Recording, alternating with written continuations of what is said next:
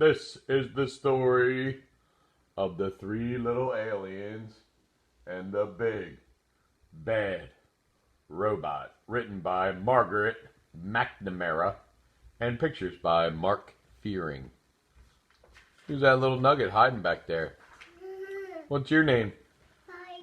Oh, there's the planets. Everybody knows the planets. Mercury, Venus, Earth, Mars, Jupiter, Saturn, Uranus, Neptune, the three little aliens, and the big bad robot. Once there was a mama alien who had three little aliens. They were called Bork, Gork, and Nikowitz. Bork, Gork, and Nikowitz grew up in an old-fashioned house in a snug, cozy crater on a tiny little planet. As the eons passed, their house got too crowded. You gotta let other people see too, remember? Okay? If you can't see, just wait patiently. It's time for you to go out into the universe and find a planet of your own, their mama told them, giving each a hug. But remember, watch out for the big bad robot. It wants to chew you up. So Bork, Gork, and Nikowitz took off. Bye, Mama, they cried. Bye, kids, she said. Always stick together, she added. Then she sniffed a little bit and called me. Call me every once in a while. Get your cell phones out. Now I can see. The three little aliens traveled far and fast. There's a cute planet, said Bork. Too hot. Venus, said Nikowitz. How about that one, asked Gork. Too crowded, replied Nikowitz. Earth. They darted around a meteor. Are we there yet? Asked Bork. Are they there yet? What planet comes after Earth? It's red. It's dusty. Mars. Just past the bend, a big planet swirling with dust loomed into view. Bork spotted a shiny space rover zipping around its mountains and plains. Awesome! I'm gonna live in that, Ma said. Stick together. But Bork already zipped far away.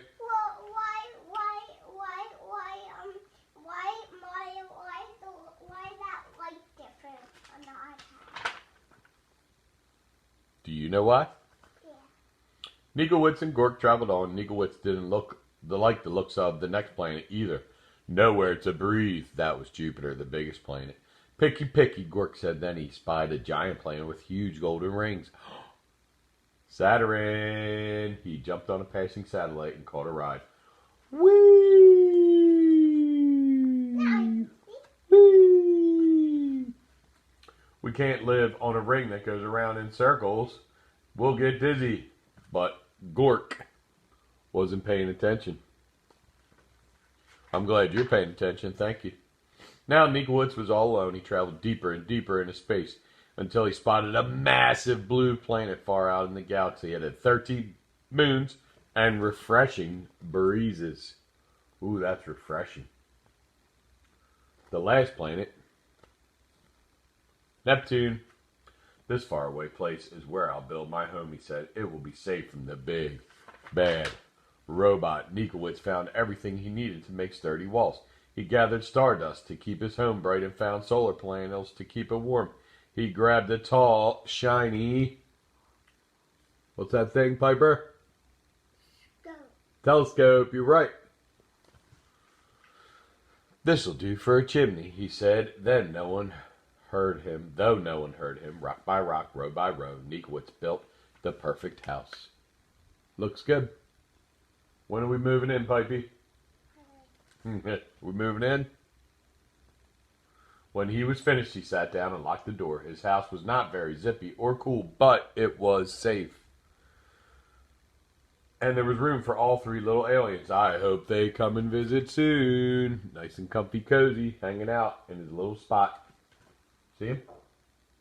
Got some teacups for everybody.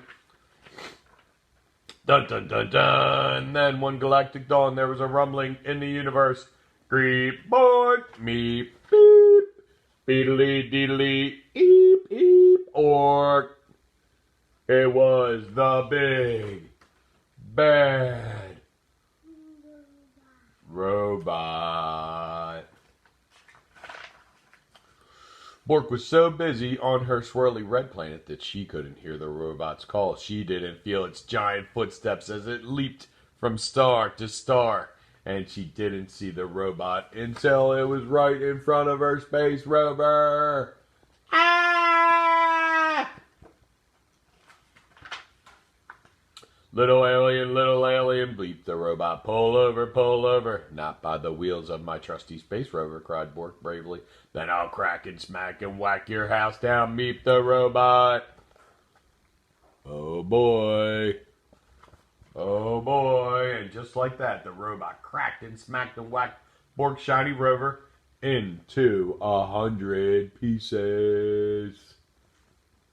As fast as the speed of sound, Bork jetted away. The robot closed behind her. Just as the robot was about to eat her up, she spotted Gork's satellite. Gork, Gork, Gork! Help me, she cried. But Gork was having so much fun surfing on the rings of his giant planet, he didn't hear Bork's cries.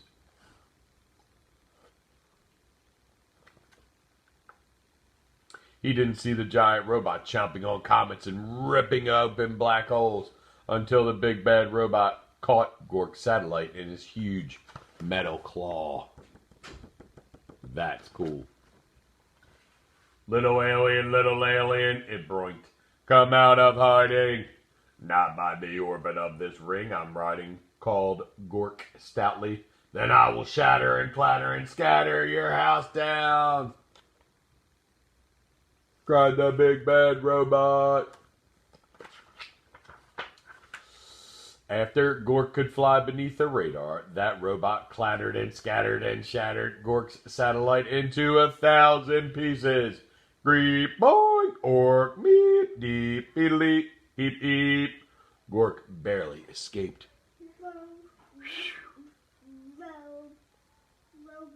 Robot. Stick together, called Bork. At the speed of light, Bork and Gork blasted out into space with the big bad robot getting closer at the home. What sound is that? Where where can we hide? Asked Gork. Let's find Niegowitz, cried Bork. He'll know what to do. We're almost there. Good job, everybody. Thank you. Niegowitz had heard the robot's roar. He had seen what was going on with his brother and sister through his telescope. He was ready. He flashed his solar panels halfway across the universe. There he is, cried Bork and Gork. And they zoomed to Niegowitz's house as fast as a hurling asteroid. Get inside, cried Niegowitz. No time to waste.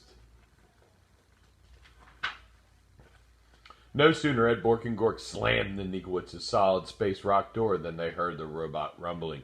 Little alien, he cried. Let me come in. Not by the slime of my chinny chin chin, cried Niegowitz. Then I'll smack and crack and whack your house down, said the big bad robot. The big bad robot bashed and crashed Niegowitz's strong solid house. Nothing happened. Then it pounded and smashed really hard. Not a crack. Then he used his triple awesome blaster and zapped that house good. Wouldn't fall down, nope. So the robot forced its way into the little alien's house right down the chimney. The aliens covered their ears and waited for the robot to chomp them up. Not gonna happen. Nope, nope, nope. But halfway down the telescope, that robot got stuck tight. It strained and struggled. It moaned and groaned. Niegowitz's house shook and shuddered. But it did it fall down, Piper? Niegowitz's house did not fall down. The robot gave one more mighty cry and burst into a million pieces.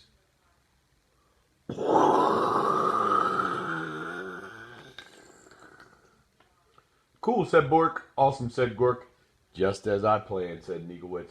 There's just one thing missing, said Bork. What's missing, Piper? We have to call Mother. Phone home. So, Niegowitz did. Ma, he said, we have the coziest house in the galaxy. Now, please, can you come over? Thanks for joining us, everybody. Have a good day. What do you say?